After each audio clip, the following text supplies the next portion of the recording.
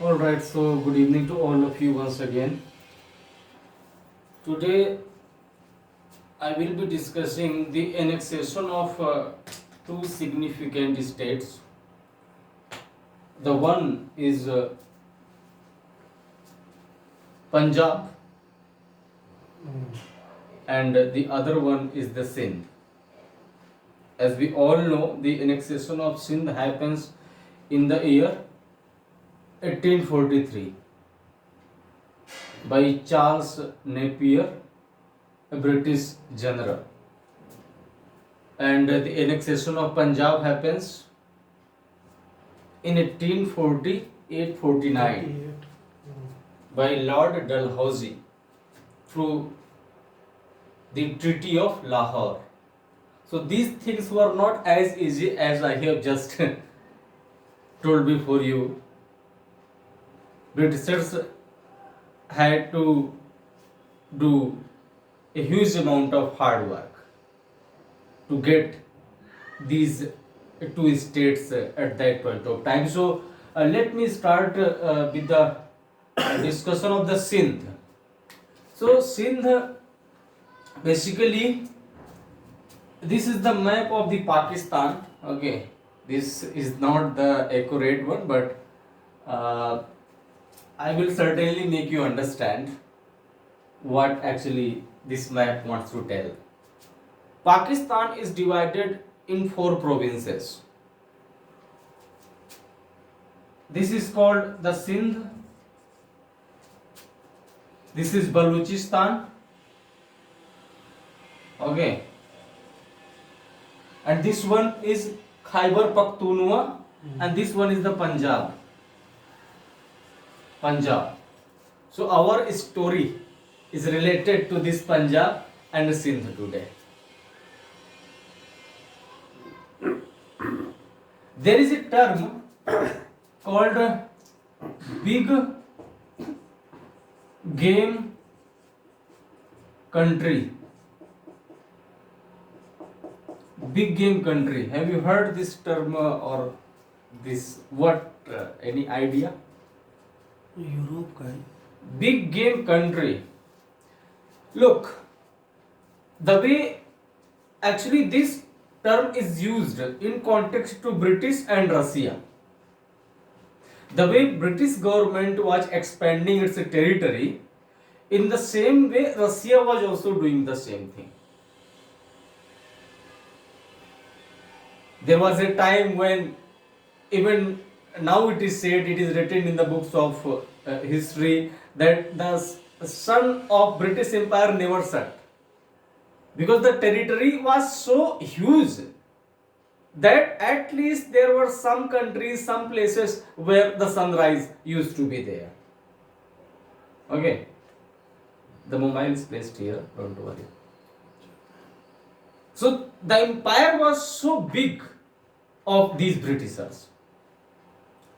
The same kind of imitation was also thought to be done by the Russia. And in that context this big game country, this term is used. Britishers, what they thought, if you look at this map, this is India, okay, and it is a general tendency. You have a great possibility of having animosity with your direct neighbor as compared to the neighbor which is indirect. Indirect means which is not directly connected or directly sharing. You can also take where your house is located. There is a possibility that just the neighbor which is just beside or just connected to your house, there may be some sort of tension, more tension at least in comparison to that neighbor who is living 100 meters away from you. You can take the example of China, Pakistan, Nepal sometimes also goes towards China, Bhutan is also. So they are all our neighbors. Why don't we have this kind of problem with respect to Mongolia, Kazakhstan, as they don't share the direct border?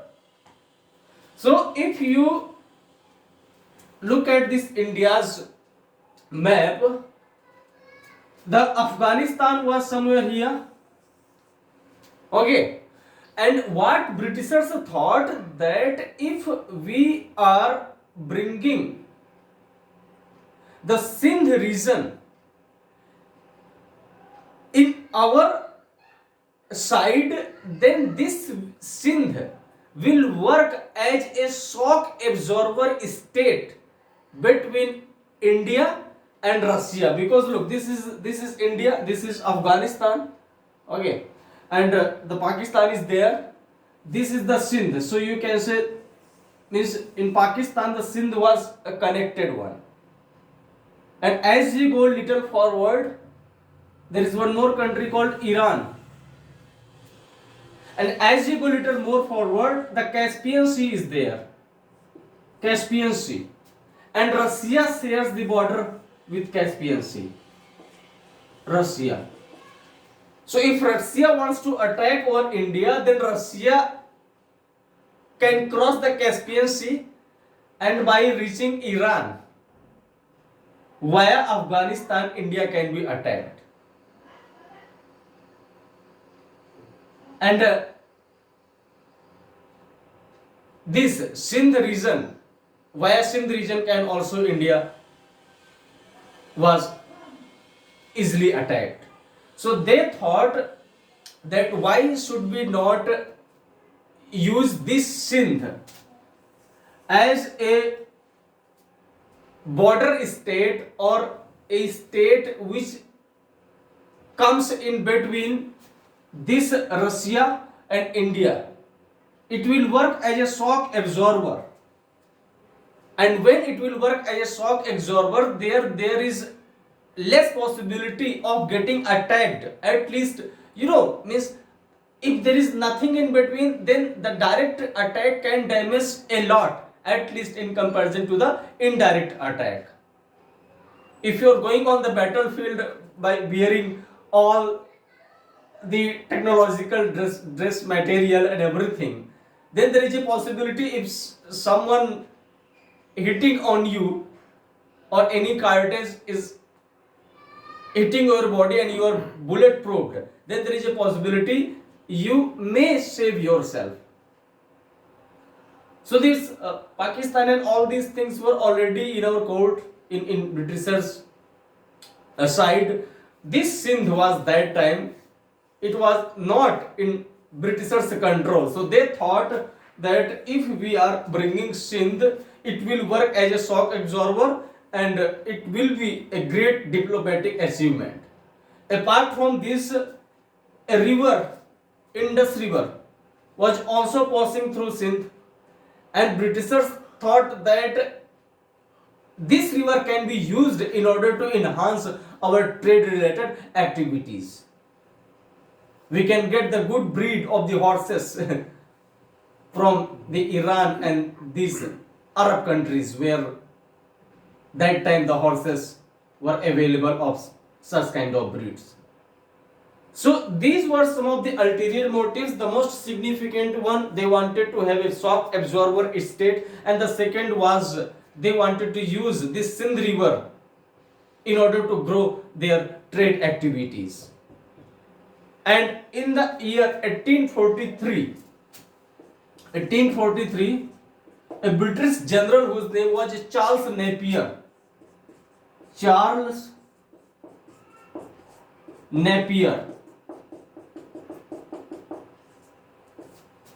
was sent where?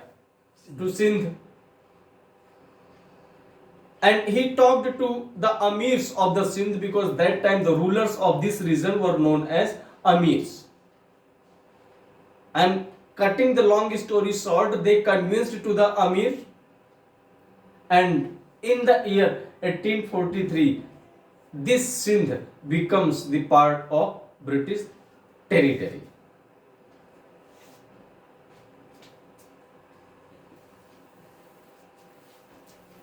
Now let's talk about the different state that is called Punjab. And Punjab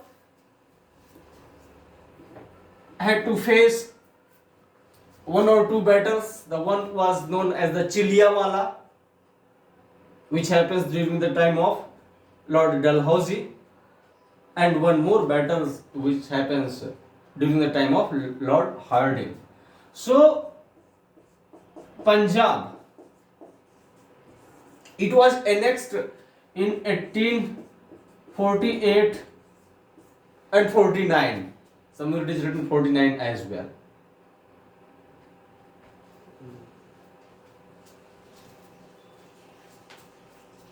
Punjab, as it is very related to the Punjabis or the Sikh community, and the founder of Sikh community, Guru Nanak Ji. After Guru Nanak Ji, the 10 Sikh Gurus comes. The Guru Gobind Singh was the last one, and after Guru Gobind Singh, what happens? There was a ruler whose name was Banda Bahadur,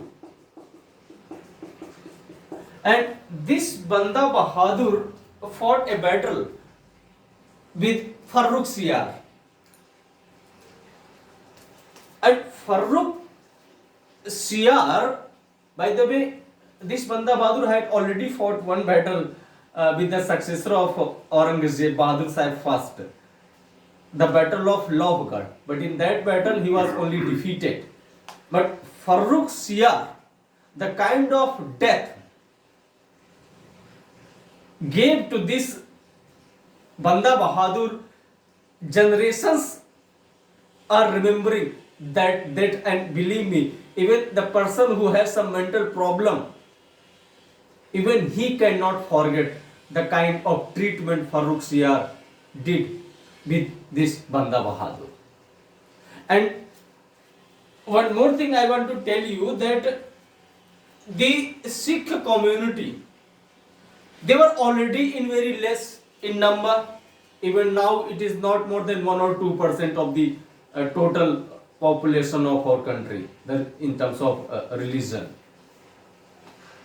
Apart from this, what was happening, that the Muslim or these Muslim rulers, they were persecuting this community a lot. You can take the example of Aurangzeb, who killed Guru Tegh Bahadur. The Sheesh Mahal Gurudwara reminds about the sacrification which Guru Tegh Bahadur did. Apart from this, Jahangir killed Arjun Dev, and some, so many Sikh leaders were killed by these Muslim rulers. So, and already these Sikh people, they had a fear of getting absorbed within the Hindu community or within the Hindu religion, because if you think technically, the founder of this Sikh religion was Guru Nanak. Initially he used to be a Hindu. So the followers and all these 10 gurus, they always had a fear of getting absorbed their Sikh religion within the religion of Hinduism. Apart from this, their population was also very less, and in that population, if they are being killed, their gurus are killed, they are being suppressed by the Muslim rulers, then certainly their identity will be removed, no matter how much hard work they are doing. So the first problem was that Hinduism itself was absorbing, and on the other hand, the population was very less, and the Muslims kept on killing these people. So they thought that one day will come, we will be removed completely. And this was one of the reasons why these Sikh people emerged as one of the top fighter and the most bravest man of that time. And even now, they can sacrifice anything for their religion and for their identity and self-respect.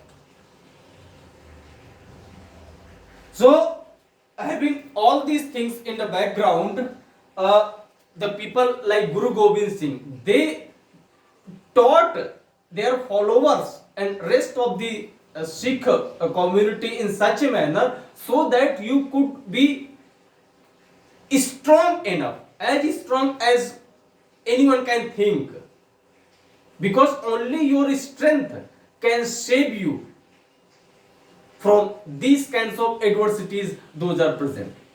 If you are not strong, then either you will be absorbed by the Hinduism or you will be completely removed.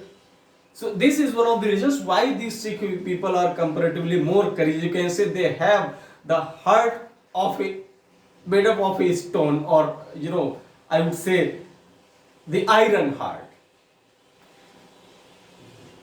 So what happens that this Banda Bahadur, he fought a battle with Farrukh Siyar, and in this battle, Farrukh Siyar, believe me, what he did, that he led a procession towards this Red Fort, and he had 2,000 bullock carts, and all those bullock carts were filled with the dead bodies of the Sikh people who participated in the war against Farrukh Siyar. The soldiers of Farrukh Siyar were hanging 700 chopped heads like this.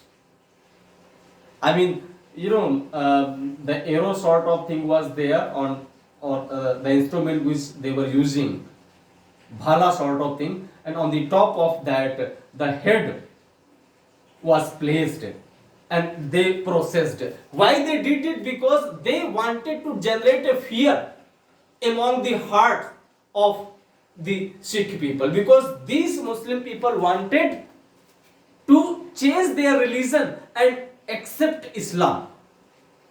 That's why they terrorize. I mean, you can understand if 2,000 bullock carts are going with loaded dead bodies and thousands of heads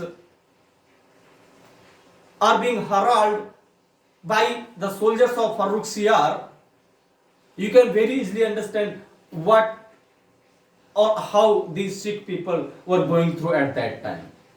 He reached with this procession to the Red Fort, and in that Red Fort, he asked to Banda Bahadur that, are you willing to accept the Islam religion or not? Banda Bahadur told that, no, I will not accept. And every day, because 2,000 to 3,000 people, he was caged. He was inside a cage, and so many Sikh people were there. And every day Farrukh Siyar was bringing 400 or 500 people and killing before public.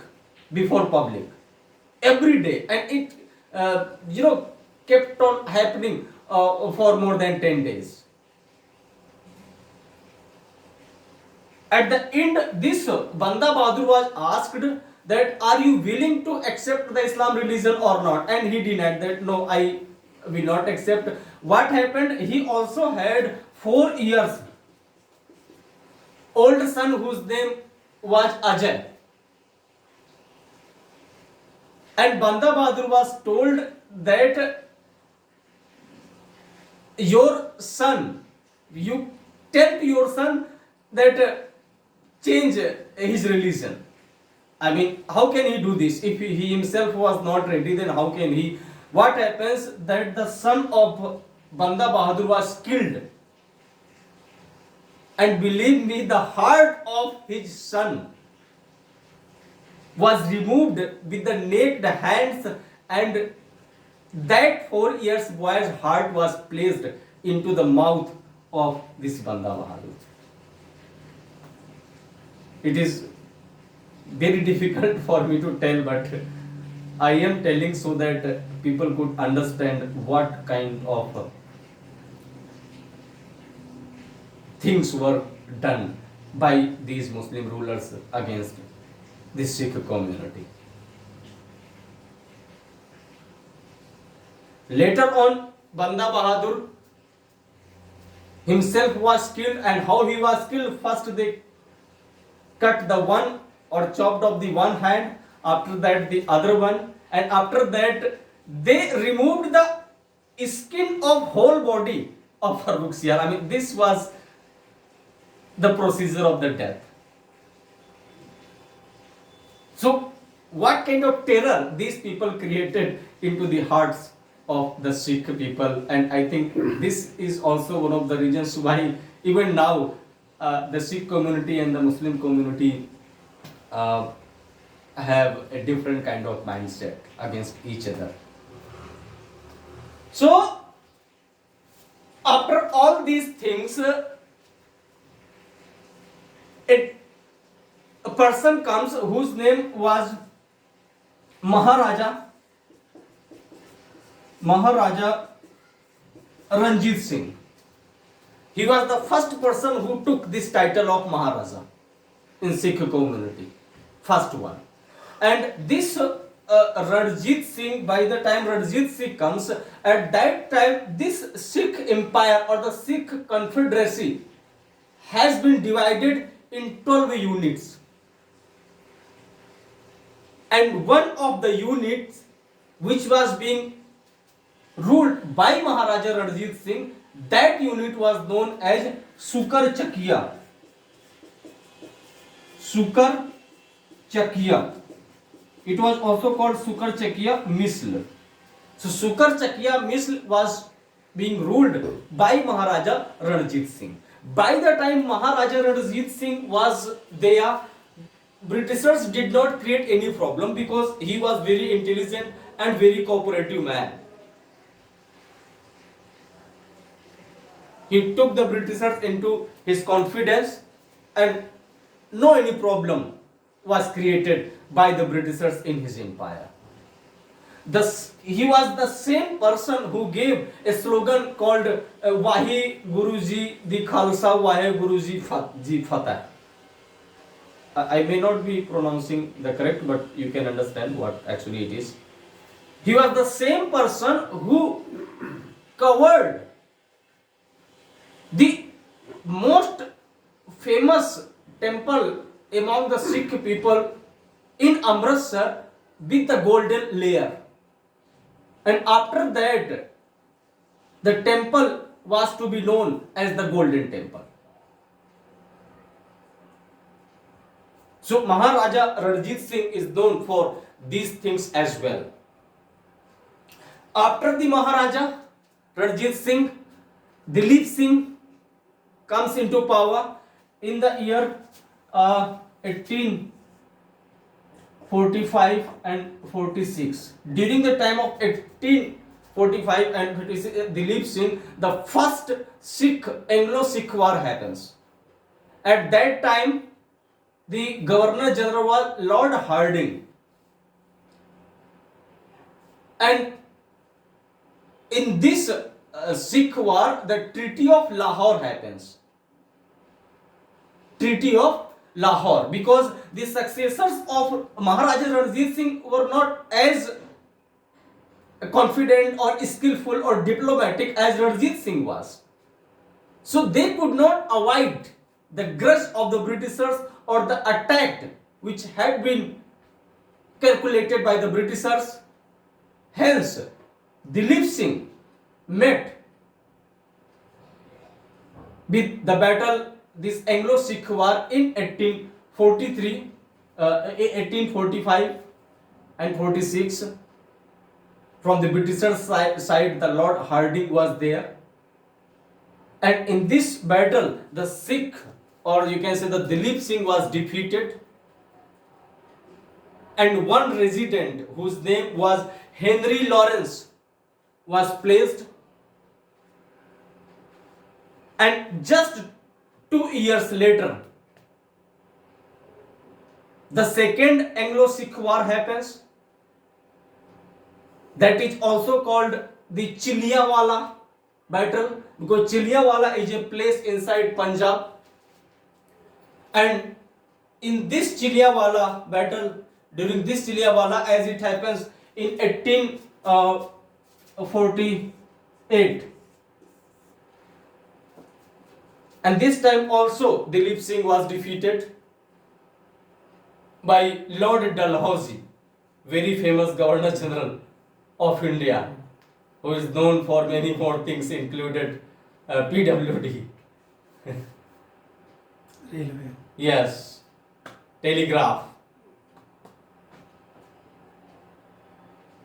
So we will be discussing about Dalhousie as well, but in 1848, this Punjab was completely annexed by the Lord Dalhousie as per the Treaty of Lahore, which had already happened.